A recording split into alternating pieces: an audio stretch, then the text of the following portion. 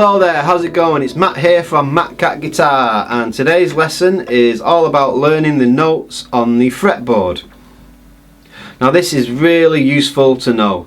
It helps you know where to play bar chords, where to play solos, different areas to play different chords. It's really important information. So stick around to the end of the video. Hopefully it'll all make sense. So let's strip it right back. Let's take away all the sharps from the notes, and we're left with these notes. We've got A to G, and then it just starts again at A and just keeps going round and round. So we've got A, B, C, D, E, F, G, then it just goes back to A and starts again.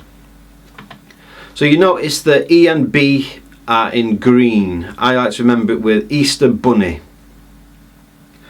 So if we think every note has a sharp, we'll just pop the sharps up now. There, so you can see the sharps now. Every note has a sharp apart from Easter Bunny, E and B. So if you pick the note A, move up one fret, it will be A sharp.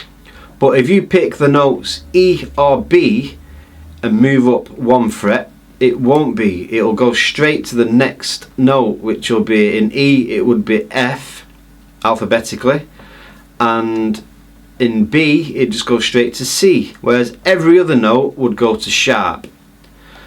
So let's just do that on the actual guitar. So I assume you know how to tune a guitar. If you don't, I have made a video explaining that, and I will leave a link for that in the description.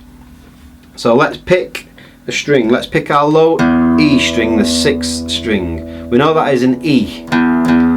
So if you remember, E and B don't have a sharp. So if I move up one fret from the open position, which is the 1st fret, that would go straight onto F. So you've got E, F. F does have a sharp. So if I move up one more fret, that would be F sharp, and then it would be G, and then it would be G sharp, and then we've got to the end, so it starts again at A. A on the 5th fret.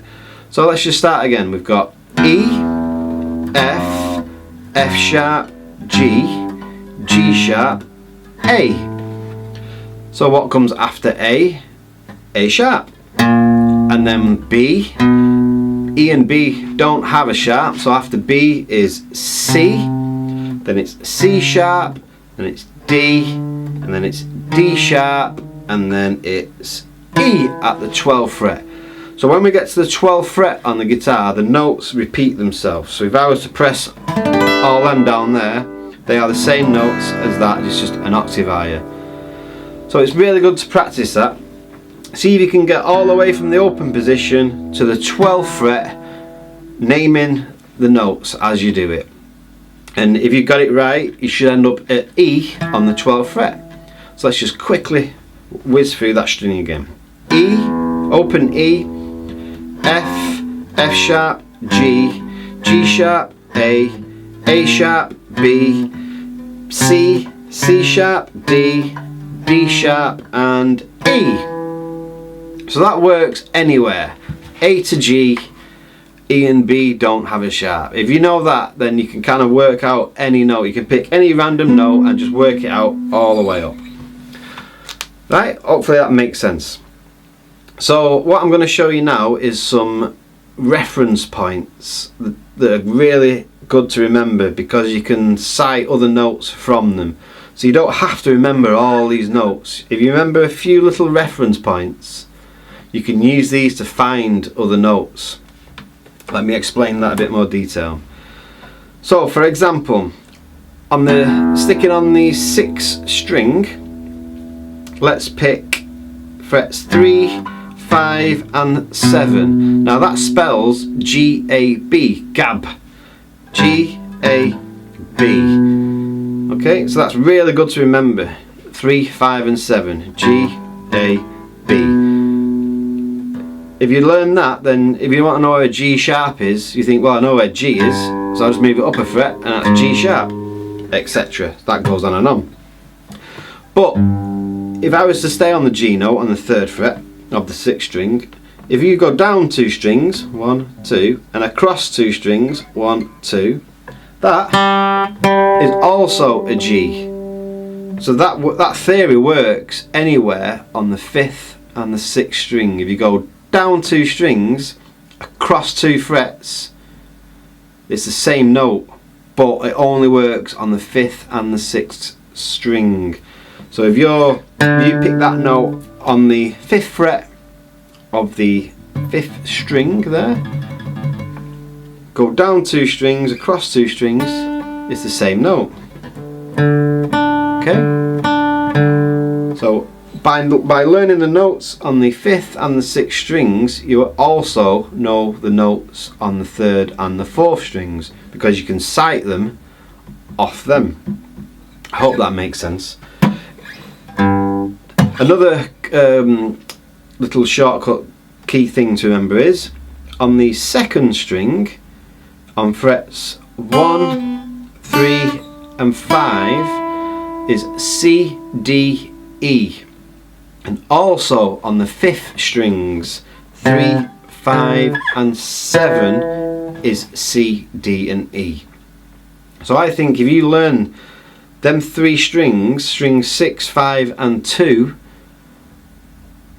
you can kind of get quite far just by knowing that. So I'm just going to quickly summarise that. You might want to write this down. On string number 6, frets 3, 5 and 7 is G, A, B. On string number 5, on frets 3, 5 and 7 is C, D, E. And then on string number 2, on frets 1, 3 and 5 is also C, D and E. So by knowing that, we know the strings on the 6th, the 5th, the 3rd, the 4th and the 2nd. So on string number 1 is the same as string number 6, because we have a high E and we have a low E. So they're all the same notes. Okay? So that's where I would start. I would learn these quick reference points, get them in your mind, and by learning them you can sight them elsewhere on the fretboard, and you can actually find your way around quite good. So a good starting point is to sit there on your own, just try and work from the open position to the 12th fret, and try that on every string, and you will start to see these little reference points that stick in your mind. You don't have to learn every individual note. If you know where A is, you know where A sharp is. It's literally as simple as that. So I hope that makes sense and helps. Please subscribe and like and comment. If you'd like to see any other videos, just comment below, and I'll try my best to make them. Thanks for watching, and I'll see you next time.